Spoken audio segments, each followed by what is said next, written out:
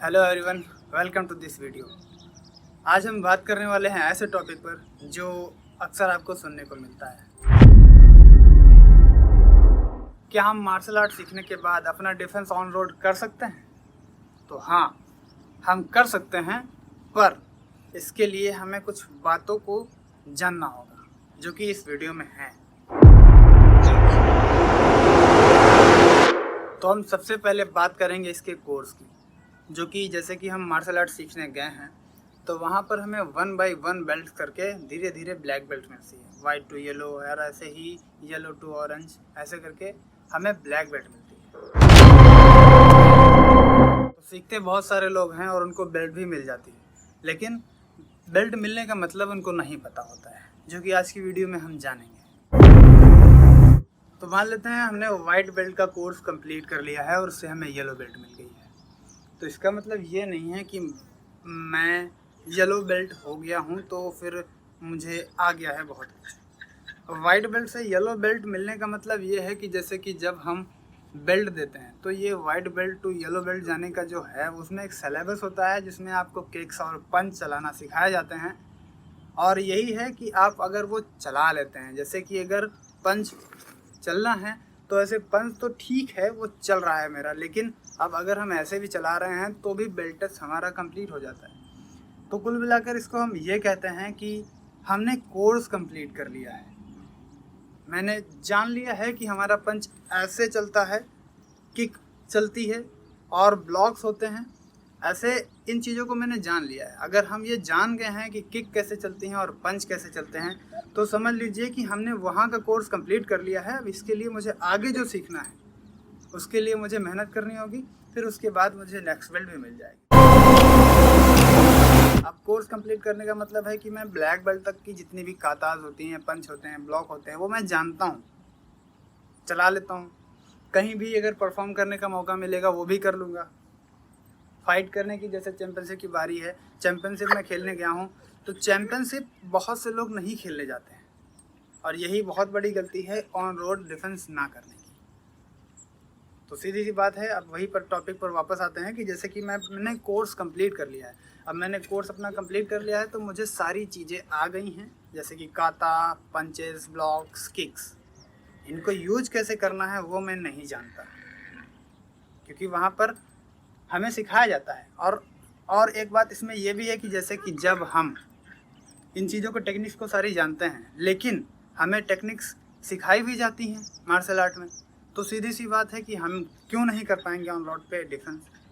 क्योंकि जो टेक्निक्स सिखाई जाती हैं उनमें सीधी सी बात है हम उन चीज़ों का ध्यान देते हैं, बहुत सी सेफ्टी का ध्यान देते हैं कि किसी को कोई इंजरी ना हो।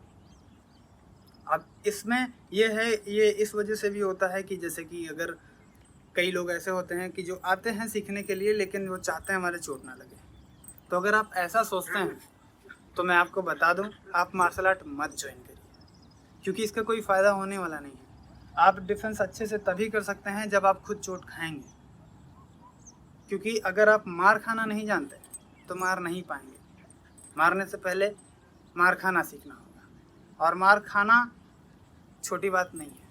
अब जैसे कि मान लिया कि मैं फ़ाइट करने गया हूँ, तो है तो रूल कराटे में कि आप नॉन कॉन्टेक्ट फ़ाइट करेंगे, जो भी छोटे बच्चे हैं, लेकिन नॉन कॉन्टेक्ट फ़ाइट में भी कभी कभी होता है, वो बच्चा जान के नहीं मारता है, लेकिन कभी कभी किक लग जाती है, पंच लग जाता है, तो इसका मतलब उसको फाउल दिया जाता है। लेकिन इसका मतलब यही है कि आप कितने स्ट्रॉन्ग हैं, और आप तभी स्ट्रॉन्ग होंगे जब मेहनत करेंगे। तो अब हम बात करते हैं, क्या हम ब्लैक बेल्ट होने के बाद ऑन रोड अपना डिफेंस कर सकते हैं? तो इसका जवाब है हाँ, हम कर सकते हैं, लेकिन तब जब हमारा माइंड खुद काम कर रहा हो, जब हम खुद की techniques at a time create कर सकते हो, तभी हम डिफेंस कर सकते हैं। क्योंकि जो टेक्निक्स बताई गई होती हैं वो तो हम अगर उनको सोचेंगे तो सीधी सी बात है हम टेक्निक को ही सोचते रह जाएंगे, डिफेंस नहीं कर पाएंगे। वहाँ पर टेक्निक्स इसलिए प्रैक्टिस कराई जाती हैं कि आपके अंदर जो स्ट्रेंथ है, क्या आप वो यूज़ कर पा रहे हो, उस स्ट्रेंथ को यूज़ करना वहाँ पर सिखाया जाता है। डिफेंस की बात है ऑन रोड पर, तो वो आपको एट अ टाइम खुद सोचना होगा, और अगर आप ऐसा नहीं कर पाते हैं तो डिफेंस नहीं कर पाएंगे। तो इसीलिए जब आप ट्रेनिंग करते हैं तो ट्रेनिंग करने के दौरान जैसे कि किसी ने किक बताई, पंच बताया, तो वो पंच जैसे कि अब हम आपको सिखाने के लिए पंच ऐसे चला रहे हैं, लेकिन इसका मतलब हम कभी कभी आपको स्पीड में चलाकर भी दिखाते हैं कि इस तरीके से पंच चलाया जाता है। लेकिन आप लोगों का क्या है, आपने पहले देखा है कि ऐसे पंच चलाते हैं, तो शुरू से आखिरी तक आप उसको स्लो में ही चलाते हैं। ये बहुत बड़ी गलती है। अपने दिमाग को यूज़ करिए। अगर आप अपने दिमाग को यूज़ नहीं कर पा रहे हैं तो आप एज अ कंप्यूटर है, जो कमांड दी गई वही कर पा रहे हैं। अगर ऐसा कर पा रहे हैं, दिमाग अपना यूज़ कर पा रहे हैं, तब तो अच्छी बात है। ऐसा नहीं है जैसे कि हमारे पास 100 बच्चे हैं, 100 में से 10 बच्चे अपना दिमाग यूज़ करते हैं और वो स्पीड में करते हैं, वो अच्छा करते हैं और वो अच्छा करते हैं, डिफेंस भी कर सकते हैं। तो यही बातें हैं कि अगर हम अपना दिमाग यूज कर रहे हैं तब तो सीधी सी बात है, अपना ऑन रोड डिफेंस कर सकते हैं। पर अगर हम अपना दिमाग यूज नहीं कर रहे हैं तो हम अपना डिफेंस नहीं कर सकते। तो हम बात करते हैं कि हम सोच कैसे पाएंगे at a time on road. On road पर एट अ टाइम सोचने के लिए हमें करनी पड़ेगी फाइट प्रैक्टिस, और अगर हम फाइट प्रैक्टिस नहीं करेंगे तो हम एट अ टाइम सोच नहीं पाएंगे। और अगर फाइट प्रैक्टिस करेंगे तो लगेगी चोट, और अगर आप चोट लगने से डरते हैं तो मैं आपसे रिक्वेस्ट करता हूँ आप मार्शल आर्ट मत ज्वाइन करिए। और ये उनके लिए भी है जो पेरेंट्स अपने बच्चों को मार्शल आर्ट सीखने के लिए भेजते हैं, पर वो सोचते हैं कि हमारे बच्चे को चोट ना लगे। तो मैं आपको बता दूंगा कि आप डांस ज्वाइन करा सकते हैं उसको, लाइक अगर वेट लॉस वगैरह कराना चाहते हैं तो आप डांस ज्वाइन करा सकते हैं, उसमें उसको चोट भी नहीं लगेगी और डांसर भी बन सकता है। तो अगर आप चाहते हैं कि आपके बच्चे को चोट ना लगे तो आप अपने बच्चे को मार्शल आर्ट मत ज्वाइन कराइए।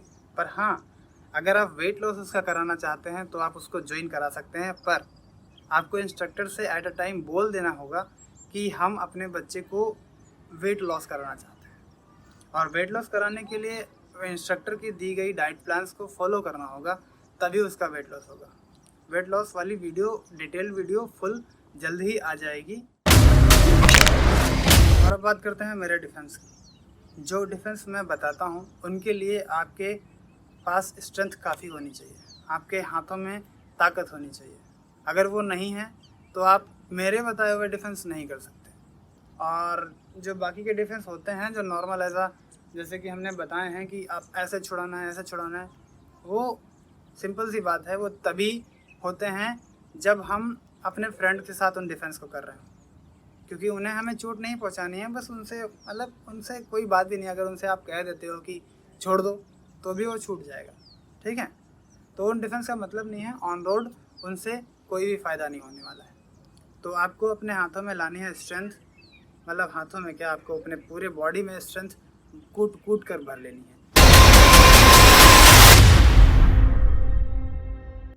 जिससे आप कहीं भी बेझिझक डिफेंस कर सकें।